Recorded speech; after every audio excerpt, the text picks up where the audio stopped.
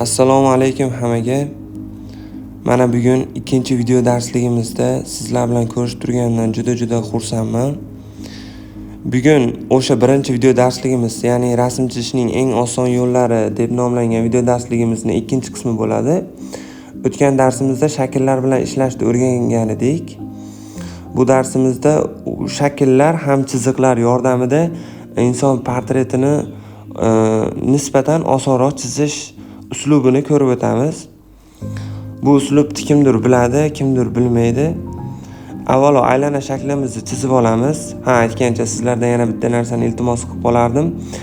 O'tgan safargiga o'xshab qog'oz, qalamlarni olib, o'tirib meni video darsligimni qo'yib, birma-bir takrorlab ketsanglar, yanada tushunishlaringiz oson bo'ladi.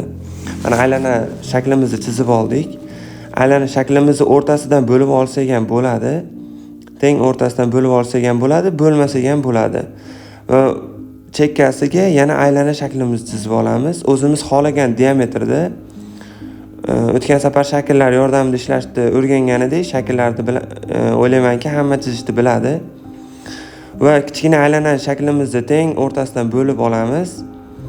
4 ta bo'lakka taxminan bo'lib olganimizdan so'ng aylanani razmeri turibdi, tepadan pastgacha bo'lgan. O'sha ikkita nuqtadan chiziq tortib olamiz. Tepasidan bitta chiziq, mana. Pastidan bitta chiziq. Chiziq tortib oldik. Endi bu insonning cheripi desak ham, ya'ni bosh suvagi. U yerdan jag qismi albatta joylashgan bo'ladi. Mana bu o'rtasini endi biz chizayotgan suratimizga qarab turib o'rtasini tanlaymiz. O'rtasidan chiziq tortib olamiz va keyin aylananing teng o'rtasidan bo'lgan chizig'imizdan pastga qarab turib jag qismiga tortamiz. Chiziq tortganimizdan keyin xo'p, pastdagi aylanamizning chizig'i ham qoldi. Mana cheripimiz ozgina bo'lsa ham ko'rinyapti. Bu yerda bo'yin qismini sal o'zimiz xohlagandaqa qilib chiqarib olsak bo'laradi. Asosan bizga yuz qismini chizishni, ya'ni yuz qismini shakllarga bo'lib, razmerlarga qo'yib chizishni o'rganamiz. Mana shu chiziqlar asosiy chiziqlar. Mana shu 3 ta chizig'imiz asosiy chiziq. Shu markazdan to tepadagi mana shu joygacha bo'lgan chizig'imiz peshonaniki, bu yerdan pastki qismigacha bo'lgani ko'z va qosh, qoq qismlarniki hisoblanadi. Xo'p, endi o'rtasidan bularni ham teng o'rtasidan chiziq tortib olsak, bizga yanada oson bo'ladi. Teng o'rtasidan chiziq tortib olamiz. Keyin mana aylana shaklimiz pastda qoldi. Bu yoqqa jag qismini tortdik. O'sha aylana qismimizni ham, katta aylana qismimizni ham oxiri tugashidan bitta chiziq tortib olamiz. Ya'ni u lab qismiga to'g'ri keladi. Xo'p. Asosan mana bo'yin qismlarini ham ko'rib o'tamiz. Bo'yin qismlarini ham o'zimiz xohlagandaqa chizishimiz mumkin. Asosiysi yuz tuzilishida bo'ladi. Xo'p, ko'z qismini va burun qismini ana shu o'rtadan tortib olgan chizig'imizdan moslashtirgan holda ozgina ishlov berib o'tamiz. Ya'ni siz birorta portret chizyapsiz, u yerdagi qoshlar, ko'zlarni mana shu shakl chiziqlar orasiga joylashtiramiz. Xo'p. Bu yerga burun qismi to'g'ri kelsa, bu yerga lab qismi to'g'ri keladi. Lab qismini ham chiziq tortganimizda chiziqdan tepasi labiga, pastki lab qismiga to'g'ri keladi. Agar tushunmayotganlar bo'lsa, yanada hozir tushuntirib o'taman oxirida. Hozir men bilan tengma-teng chizishga harakat qiling. Chiziqlarni men albatta mana bu ekranimizga ham chiqarib qo'yaman. Hozir mana ekranga chiqadi. Mana shu yerda hozir sizga yanada tushunarliroq qilib o'tgan bo'lamiz. Xo'p, mana bu peshana qismi, sochi bo'lishi mumkin bu yerdan, yoki biror narsa kiygan bo'lishi mumkin, yoki sochi bo'lishi mumkin. Xolos, boshidagi narsa joylashadi bu yerga va u chiziqdan pastiga ko'z qismi, undan jicha tepasiga peshona qismiga joy qoladi. U yerga esa mana markaziy chiziqdan kichkina aylanani markaziy chiziqdan to pastki tugash chizig'igacha bo'lgan nimaga quloq qismi joylashiladi. Undan tepaga ham pastga ham bo'lib qolmasligi kerak. Mana shu yerga joylashadi. Va mana soch qismini chizib olsak bo'ladi. ozgina qoralama qilib. Xo'p, ana bu yerga ko'z qismi joylashadi. Ko'zini joylashtirsak bo'ladi uni ichiga. Yo'lga o'zimiz chizayotgan portretdagi ko'zni joylashtiramiz. Bu sizlarga ancha yordam beradi. Ko'z qismini joylashtiryapmiz. Xo'p, burun qismi ham to o'sha 3-oxirgi chiziqgacha boradi. Borgandan keyin ozgina o'tishi mumkin. Burunni insondagi burun nisbatiga qarab o'zlaringiz olasizlar. Mana bu yerdan qoq qismimizni va jak qismimizga chiziq tortamiz. O'sha xarakteriga nisbatan qilib. Xo'p, ana shunda birlashtiramiz va mana bu yerdan chiziq tortib olsak, kamon chiziq tortib olsak, bu jak qismini qanday kenglikda bo'lganligini bizga ko'rsatib turadi. Ba'zi bir insonlarda jak qismi uzunroq bo'lishi mumkin yoki kengroq bo'lishi mumkin. O'shanga qarab nisbatini olsak bo'ladi. Qosh qismini ham joylashtirib olsak bo'ladi tepa qismiga va u yerda peshona qismi, bu yog'i soch bo'lib ketadi. Xo'p, mana shunday holatda rasmimizni, portretimizni chizsak bo'ladi.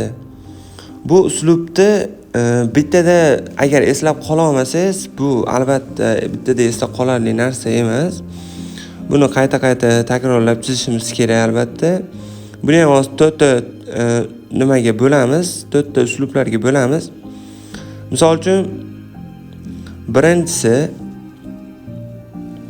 hop, aylana chizib oldik. Birinchi o'rinda aylana chizib oldik. Aylanani teng o'rtasidan bo'lsak ham bo'ladi, bo'lmasak ham bo'ladi. Bu yerda mana aylanani ichiga yana bitta aylana chizib oldik, kichkina bir burchagiga.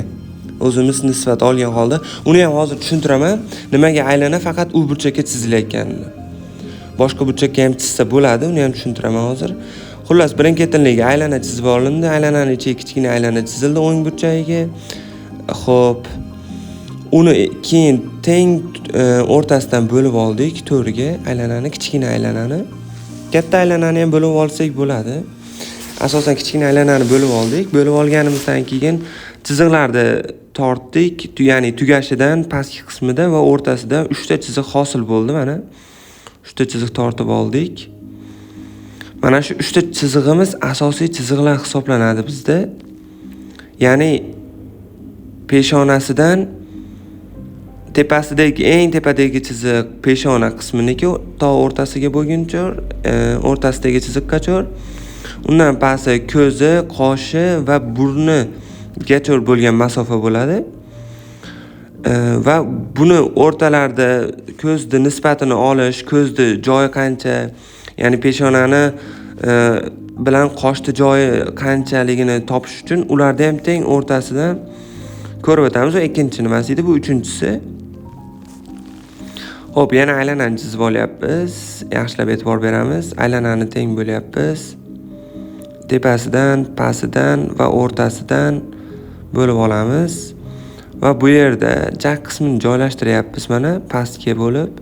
Jak qismi ham insonga nisbatan uzun yoki kaltaligiga nisbatan o'zingiz pastga qarab tortishingiz mumkin, ixtiyoriy.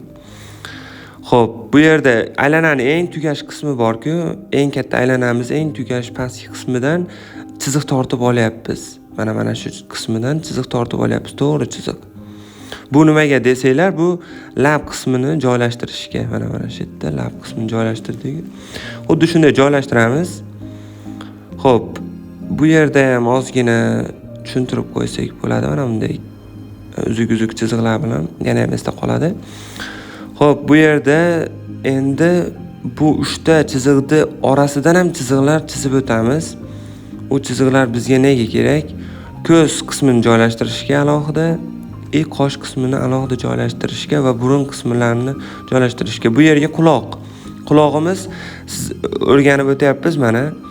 4 ta bo'lakka bo'ldik, kichkina aylanani, o'shini bir burchagiga tushadi. Ya'ni pastki burchagiga, o'sha pastdagi burchagiga faqatgina o'sha yeriga tushadi, quloq qismi joylashadi. Undan oshib ketmasligi kerak.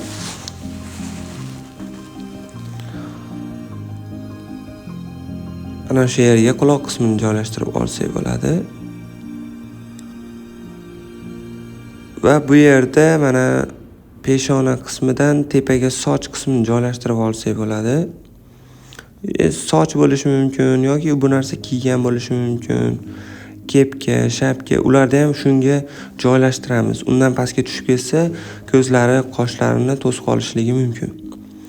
Peshona qismini oldik.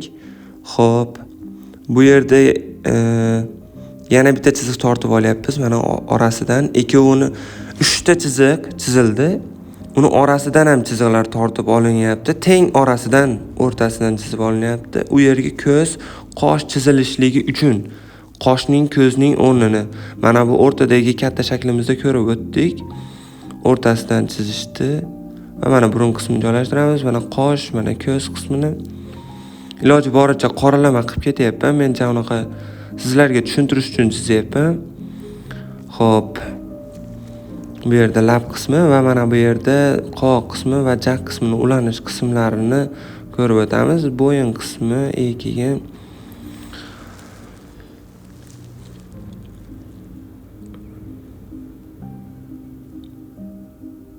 mana yuz qismi va mana oxirgi 4-qismini ham ko'rib o'tamiz. 4-qismida mukammal darajada tushuntirishga harakat qilaman. Hozir iloji boricha birinchisida qanaqa bo'ladi, ikkinchisida qanaqa bo'ladi, uchinchisida qanaqa bo'ladi yoyib tushuntiryapman. Mana yana boshidan ketyapmiz, mana o'rtasidan bo'lyapmiz aylanani. Kichkina aylanani va tepasidan tortdik va pastidan tortdik. Mana shu yerda e'tiborli bo'lamiz. Shularda orasidan ham bittadan mana chiziq tortib olamiz. Bular ko'z qismi va qosh qismini oraliq qismlari bo'ladi. Bularni hozir sizlarga bu chekkada video ko'rsataman. Qaysi chiziq qayeriga ko'z qismi joylashishi, qayeriga. Bu yerda videoda ozgina kichikroq bo'lib qopti, ko'rinmasligi mumkin. Shuning uchun ekranga ozgina kattaroq qilib tushuntirib o'taman. Mana chekkada ketyapti. Mana ko'z qismi, qosh qismi, burun qismi qayerga to'g'ri kelishligi va qayerga joylashtirishligi. Ko'rib olamiz. Va endi mana video darslikka qaytamiz. Mana video darsligimizda ham o'zimizda. Xo'p, chizib olyapmiz. Ko'zlarini yana o'sha joylashtirib, burun qismini o'sha chiziqlar yordamida joylashtirib, sochini joylashtirib, quloqlarini o'sha 4dan biriga, pastki qismiga joylashtirib oldik. Xo'p, jag qismi bu yerda. Bo'yin qismini ham chizib olamiz. Va hokazo bu yerga o'zimiz chizishimiz mumkin xohlagan narsamizni. Endi asosiy ko'rib o'tadigan narsamiz bu faqat aylana. Xo'p, mana shu aylana, kichkina aylanamiz. Bu joyda joylashishini sababi. Bu joyda joylashishini asosiy sababi biz inson suratini chap tarafga ozgina qiyalagan holda ko'ryapmiz. Shu sababli shu joyga joylashdi. Agarda bu bizga ro'paradan ko'rinadigan bo'lsa, aylana ikki tarafga teng tashlangan holda chiziladi. Buni mana bu yerda chekkada videosini ham chiqarib qo'yaman. Keyin mendan ham ko'rsanglar bo'ladi, hozir chizaman. Xo'p. Keyin aylanani bu tarafga olib o'tsak ham bo'ladi. Bu chekkaga olib o'tsak, xuddi shu shaklimiz, xuddi shu inson surati faqat o'ng tarafga ozgina qiyalagan bo'ladi. O'ng tarafga qiyalab turgan bo'ladi.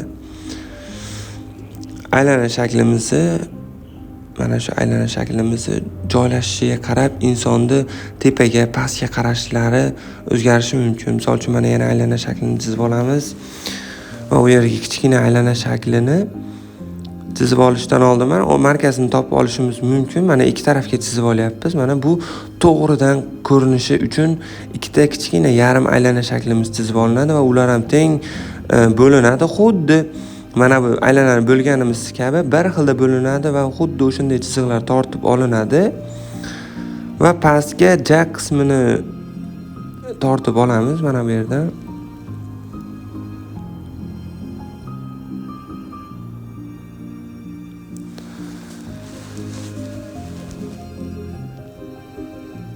Bunday kamon shaklida jag qismiga ham tortib olamiz va bu yerga qosh qismimiz, bu yerga ko'z qismimiz, bu yerga burun qismimiz.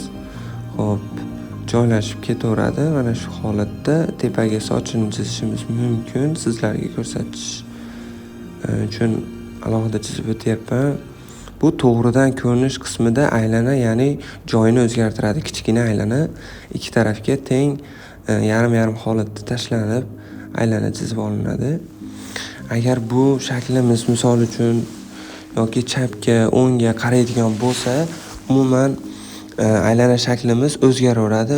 O'ngdan chapga o'tishi mumkin, chapdan o'ngga o'tishi mumkin. Shu holatda o'tadi.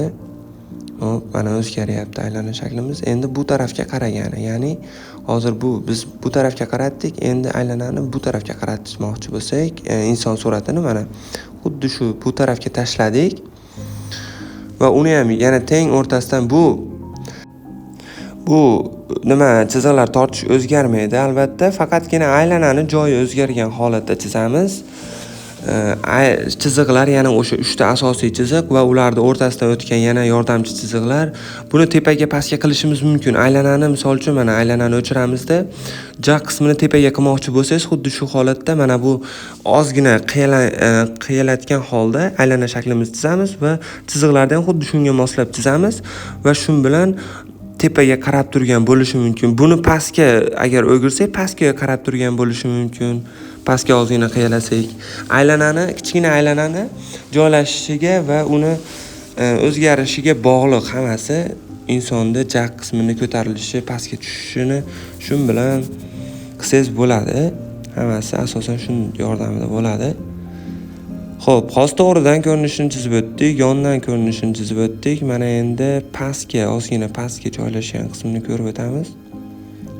Chiziqlarni pastga qaratib ozroq tortamiz.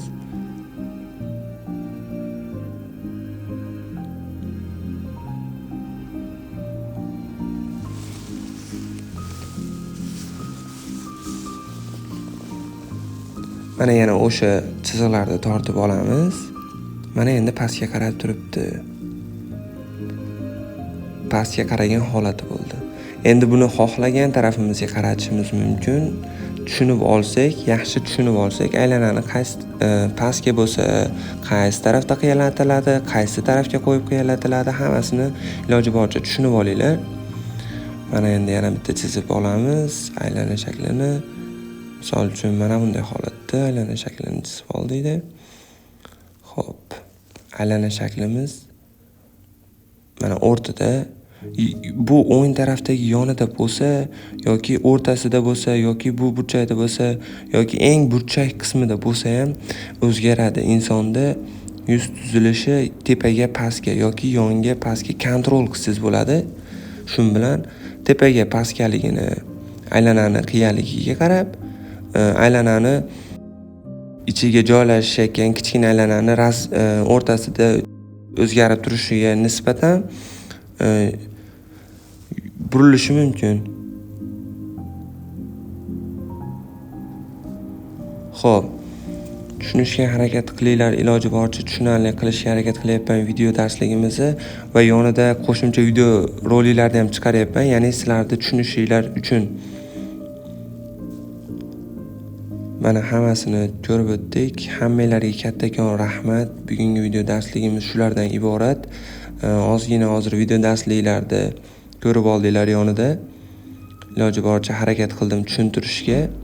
Mana 1, 2, 3 va 4 holatlariga nisbatan. Xo'p, hammanglarga kattakon rahmat.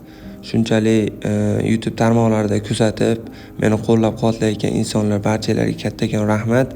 Xudo xolasa bu yo'nalishda yaxshi o'zgarishlar va yaxshi yangiliklar qilamiz. Hammaga rahmat.